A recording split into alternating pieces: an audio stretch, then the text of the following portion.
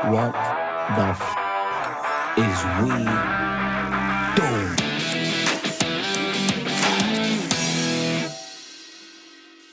Oh. Welcome back, everybody. This is Michael, and I'm here with our first guest ever in the podcast, EP. This is me, Kabir from India, Bhopal. But for reference, we'll call me as K. And of course, we got Randy on the other side of the screen. And well, I just met, just kind of like some background story right now. We just met like a couple hours ago. We had a really interesting conversation, and that's why I invited you to be here. And I just woke up Randy a couple minutes ago saying like, yo, wake your ass up and let's record this. Just because I like to have these discussions and just you know keep it in keep it on record in a sense. And I Right. think your brain is really nice to be picked on as well. So let's get it started. We can kick off with a question that we like to ask is what's your story? You can take it away. Okay. So I've been on and off traveling from the past 2.5, 3 years now. I am into marketing sort of field, but it's basically photography, but not the usual photography, but 360-degree photography or 360-degree virtual tours for hotels, resorts, Airbnbs, like that. So basically, you can see and view the rooms and the toilet, and from inside to outside, you can see the rooms and the buildings and the amenities, different category of rooms, everything in everything in 360-degree format. That just makes easier for the customers to view and book the rooms. So that's what I do for a living, and I've by doing this, I've been able to like sustain my travels from the past 2.5, 3 years. Initially, I started with 1 year of 1 year of traveling within India, that is domestic travels, and I initially worked with like for free. Then after that, I worked as barter deals. Then when the work got improved, I finally got paid work, and now even most of the times it's paid work, unless and until there's no work at all. Then I'm okay with the barter deals as well. So and then I started traveling to Southeast Asia. I came to Thailand, then Vietnam, Cambodia, Laos, again back to Thailand. After that, I'm going to go to Indonesia. And the overall plan is to travel forever. It is not like I'm doing this for a short period of time, maybe just to do it for my travels for this short period of time. But the idea is to travel sustainably at in a very low cost, in a minimal budget, along with traveling lifetime, like travel full time, at least 10 months in a year, 11 months in a year, and not doing that for 1 or 2 years, but for the rest of my life. Maybe initially, right now, it is for by this work, but maybe over a period of time, it would be some other work. I'm not sure about it, but the idea is to travel forever, sustainably in a minimal budget forever, like that. So I am not. So it's like I think that for now it's okay for the monologue. We can have more questions by both of you, and yeah.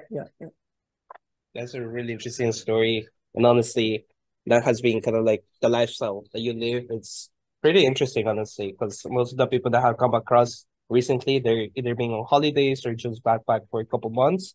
That's my story there. I'm backpacking just for a couple months, just giving it like a taste of the waters and seeing if it can be sustainable to do it for, something that you're doing, work and travel.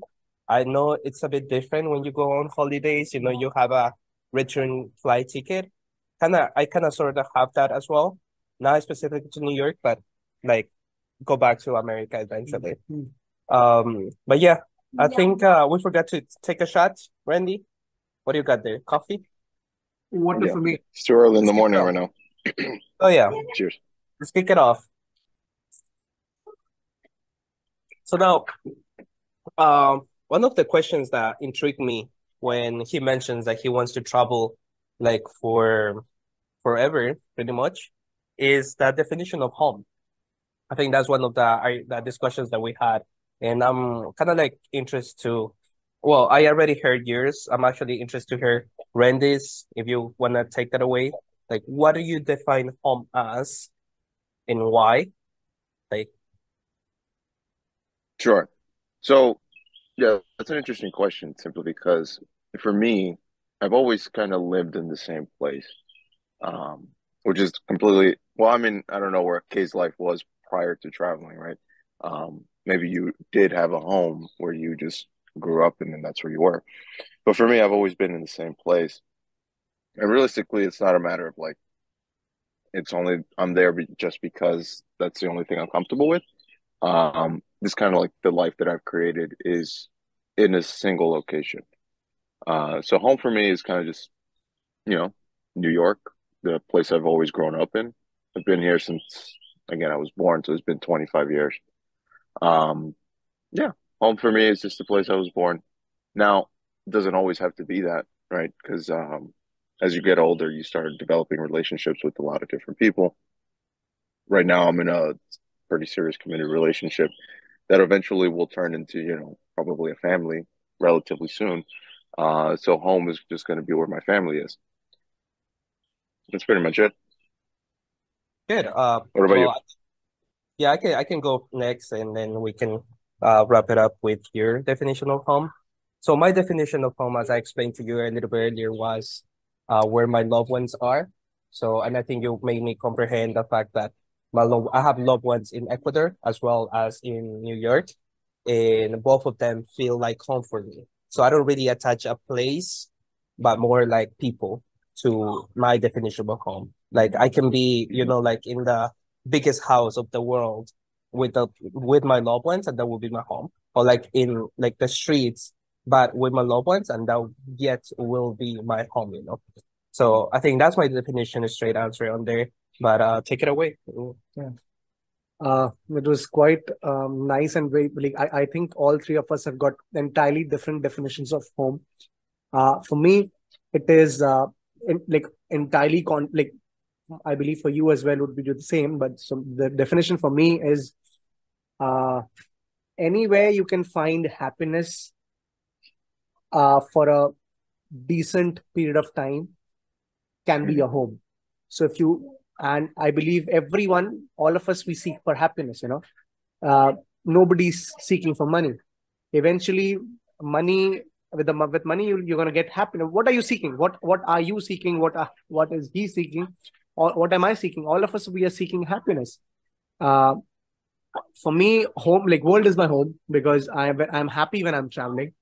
And I started with some other, not this work, not 360-degree photography, but I started with like graphic designing, animation and stuff. But that did let me make some money, not good money, but some money, but that was not letting me travel.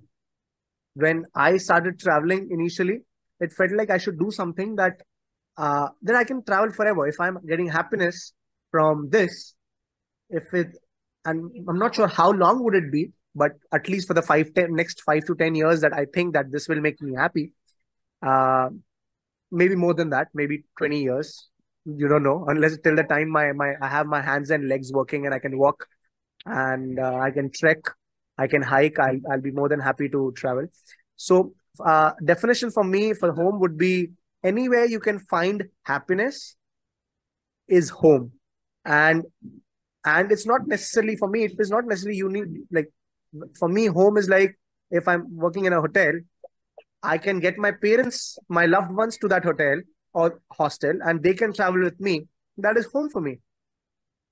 Uh, yeah, right. So again, the answer comes out to be anywhere you can find happiness, at any place that you find happiness, it can be called as your home. That's a really good answer. And I think that kind of deviates or kind of like blends in with like where you're comfortable and accepted. Yeah. Like the sense of belonging. Belonging. Yeah, belonging, you're happy. It can be around your loved ones, it can be around friends, or just a place, or like work as well. So that's a really good definition. That's actually the first time I heard it. So that's why I found it very intriguing, very interesting.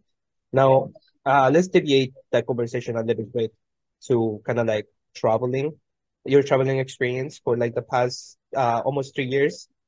I want to kind of like maybe kind of like learn more about how has been your experience, especially as a solo traveler, but that's a whole different when you travel with friends, right? So how have you find it in this past years?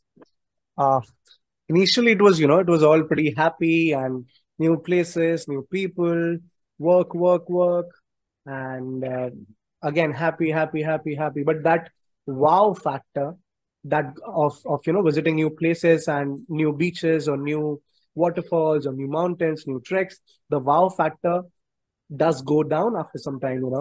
Like initially, when you start, for example, when you get out of New York, Randy, when you get out of New York for the first time, for the second time, let's say you come to Southeast Asia or some other countries. Okay. Yeah. Sorry. Had a That's okay. little bit of an issue. Yeah. So if Go for it. once the initial first month of your traveling would be, oh my God, I was missing like a lot. Maybe next month, next month, next month. After a period of time, you would try and seek home. You would try and want to go back to your usual life. So yeah, it is pretty much happy, happy, happy, wow, wow, wow, wow, wow. But over a period of time, as a solo traveler, it does become boring. And you feel like you need somebody, you need a partner, you need your parents, or you need somebody who you can, discuss your things with. So solo traveling over a long period of time, long as in after more than 1 year, more than 2 years, is actually not, I would not recommend it. For me, even I myself looking for a partner who I can travel with forever. And yeah, who can work with me, who can, we both can share things with each other. Yeah, so solo traveling for me has been, initially it was wow, wow, wow. But over a period of time, solo traveling, it's boring. So, I can so imagine. yeah. And how about experiences? You wanted to know about experiences? Sure, why not? Yeah. So the cultures, we've got so many cultures. Once you get of the Western world, let's say from the West, let's say if when you once Randy comes out of New York, when you see how just a moment, guys. All right. Yeah. Is it all right? Okay. So once you get out of the Western world from the West and you come to Southeast Asia, you're going to understand the power of dollars, the amount of things that you can buy, and you can live happily for maybe days. That amount of money you will be spending in a taxi for maybe for 1 hour. The amount of money that you spend on taxi, with that amount that you spend for 1 hour, half an hour that you spend on taxi, you can spend the entire day in Southeast Asia. More than that, maybe you can spend 2 or 3 days in that taxi money in New York. So I usually spend and if I'm not working, it's an average of $15 a day. And if I'm working, the budget approximately is like nothing. I don't spend at all because of my virtue of my work, I don't spend at all. All I'm doing is I'm making money. I am not spending money at all. So yeah. So the experiences, it's entirely different. The world is so different. People are so beautiful. Culture is so different. If anybody, I would say, like for me, over a period now, I cannot relate to my old friends. The old friends who are back in my city, irrespective of the finances, even if somebody is very rich or who's done great in their life or who are not doing good in their life, people who have not traveled enough, I cannot relate to them. If me and Randy meet, since you said, Randy, that you've not traveled much, right? No, I mean, I have traveled outside of the United States, but not as frequently as you. Probably for like 1 or 2 weeks at any given time. Yeah. So you've traveled as a tourist. You've not traveled as a traveler. Exactly. Yeah. So I cannot relate to my old friends. I cannot travel with my old friends because I don't like spending money at all. If they'll be spending maybe $100 in one day, even in Southeast Asia. For me, I'd rather occasionally do it, unless until some hot air balloon ride that I do once in 3 months, or any sort of good activity that will have me will give me happiness for a big long chunk of time. that is the only time I spend big money. Else, I'm not spending money at all. Because as a budget traveler who's traveling, like for them, for Randy, if you're traveling with me, we both cannot travel together. Even if we are the closest of the friends, either you have to compromise or I have to compromise. And Mhm. there's no point of compromising in friendship, right? If we both want to have as in, there's a lot of point in compromising in friendship, but we both want to have a good time. And I am not comfortable spending that much of amount of money that you are spending, because you only have 7 days of your in the entire year, or in 3 months, or whatever period you're traveling for. And for me, Mhm. I'm traveling forever, or maybe I'm traveling years and years.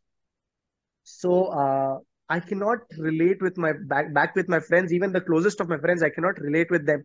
I don't understand the way they spend money. For me, it's entirely different. So even the closest of my closest people who I was, very good friends with, I cannot relate to them at all now. That's interesting. One question that I have for Kay here. So, like, what got you into wanting to travel so much? Because I imagine where you grew up is probably completely different from where you are now. Like, what was this thing that sparked that interest to want to travel the world? On the contrary, it was not that different, because Southeast Asia and Asia, I belong from, as an I hail from India, and this is where we are in Southeast Asia right now. And eventually I'll be traveling. I've also traveled to Europe. That is, I've traveled to Switzerland as well. Yeah, that part of the world is different. But again, this part of the world is not different. But coming back to your question, that what made me travel so much? That was a question, right? What makes Yeah. me long for travel for such long period of time? Okay, so the interest. Okay, again, comes back to the same first answer. That was, what is home for you? Happiness. If when I started traveling, and I just felt like, really, like I became a child. I was like a 10-year-old or a 5-year-old who's got a candy in his hand.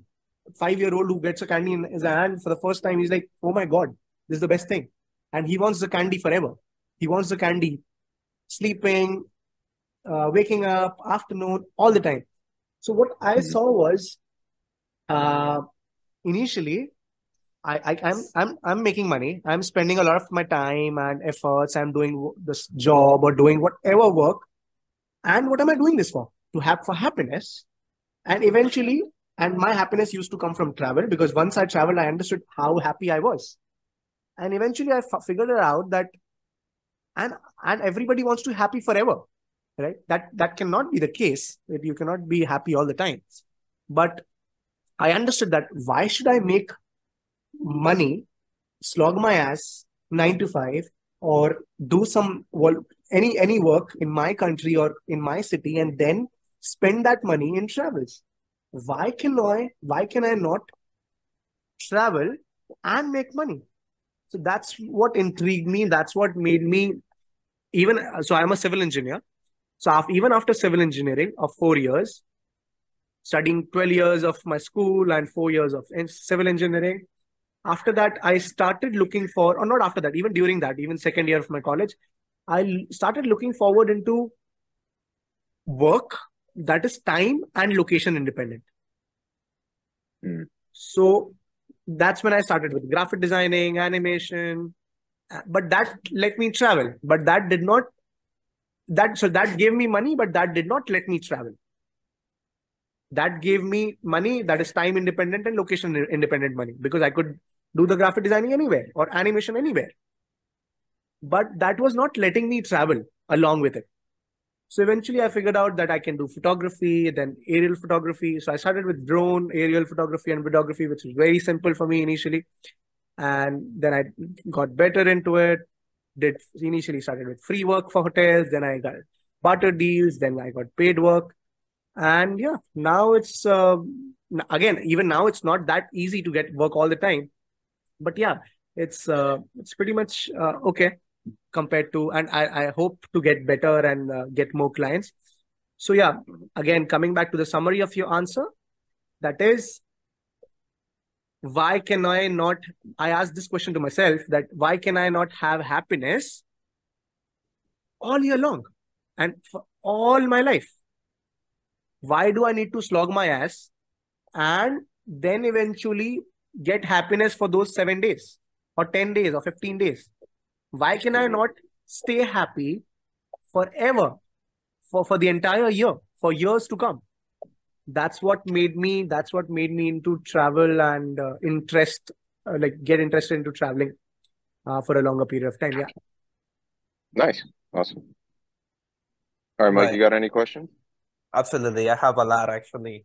Well, first of all, I just want to speak a little bit more about kind of like that mindset, because I experienced this on my own regarding when you cannot travel with your close friends. I can understand that a little bit, just because, as I mentioned to you a little bit earlier, I have been kind of coming across with a lot of tourists on holiday rather than like backpackers like yourself.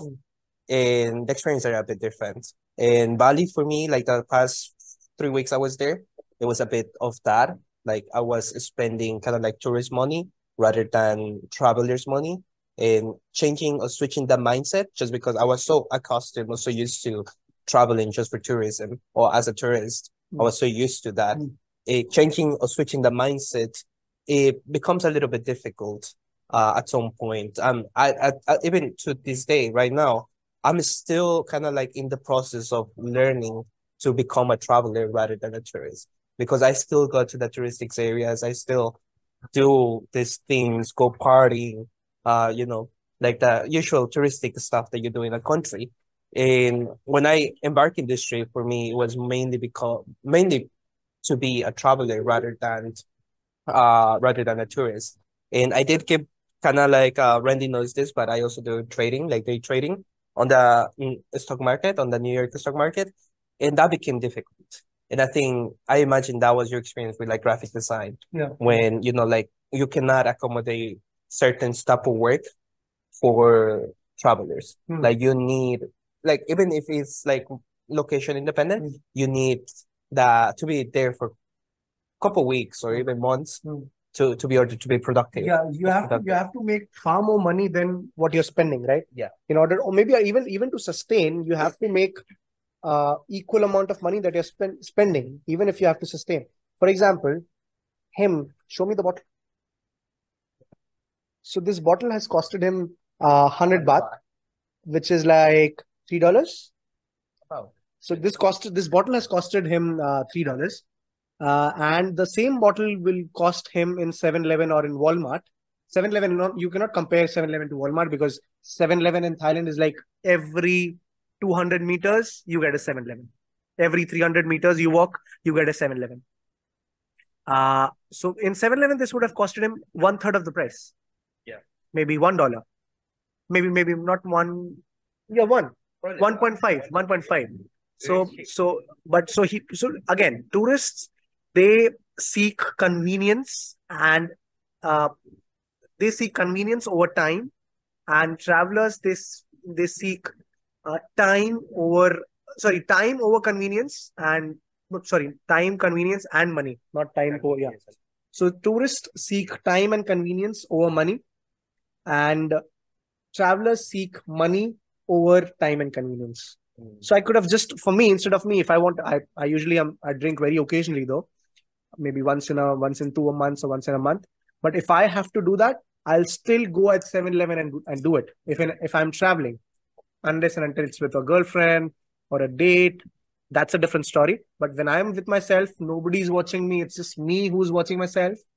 And even if I'm with my girlfriend, if I want to be like, or potential girlfriend or ex-girlfriend, whatever, if I can be me with her, and if I can buy the beer from a 7-Eleven and still be happy with it, why the fuck do I need to pay 3 times of the amount? Yeah, and it's the same beer. Same beer, same everything, and I am happy with the people, with the person, or I am happy with myself, and I can just walk 200 fucking meters. Yeah, in 2 minutes, 3 minutes, yeah. And I can save that half of the maybe $1.5, which would be far less in New York. But those $1.5 can maybe even get you one night of stay in Vietnam. Yeah, that's true. For sure. Yeah, definitely. I'm still learning a lot of things on my way. I'm like in a mix of like tourist and traveler, Yeah. but also Trying to become a traveler. trying to become a traveler, Yeah. yeah. But also they don't allow you to bring drinks. No, That's but yeah, we would have not. we could have gone to. Yeah, I mean, yeah. there's a lot of factors that play into that. Yeah. But anyways, so that's that. Switching your mindset is very difficult. Another thing too that I have found really challenging is staying fit, staying on your, consistent workouts, or even like getting up to like 50 push-ups a day is becoming hard to this day. And that's something that I have been struggling, and I'm kind of curious to learn a little bit on that aspect. So I think we should ask Randy that question instead of me, I guess. He knows. No. I know his answer because we had an episode about this in the past. But go ahead, Randy. You can tell us. I mean, like again, one of the things that like with exercise specifically, it's all about consistency, right? So it's about finding whatever system you need for yourself to stay on point. During that area or that time period of the pandemic where everybody was, trapped in their homes, one of the things that I ended up doing a lot was home workouts, right? So it didn't necessarily matter where I was. I could just do it from where I am. And as I've grown up, I've kind of gotten used to exercising wherever I am. A lot of that just comes down to one, a mindset, but two, a knowledge base, right? If you understand how the body works, then you can kind of exercise wherever you are. Now with traveling, because you guys are changing so many different areas, changing so many different venues, I can definitely see how difficult that would be.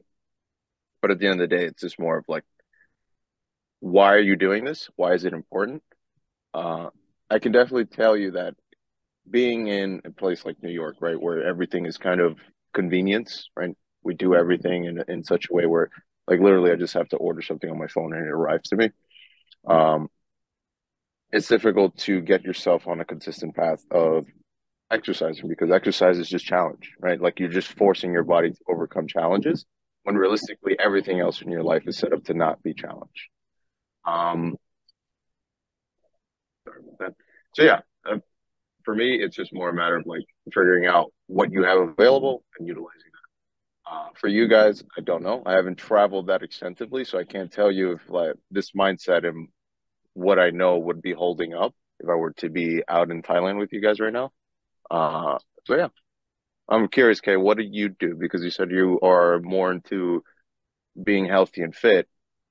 Obviously, we have food, right? So food and nutrition is definitely something that we can control, right? Like you're not drinking beer like Michael over here.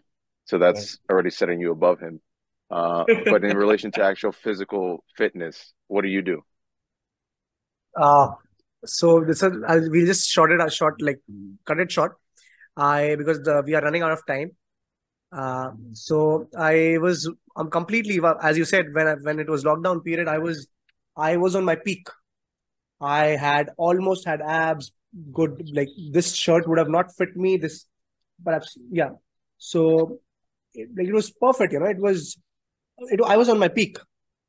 In spite of not having a gym with me, I got the dumbbells in my house, almost made a gym in the house, and I was at my peak.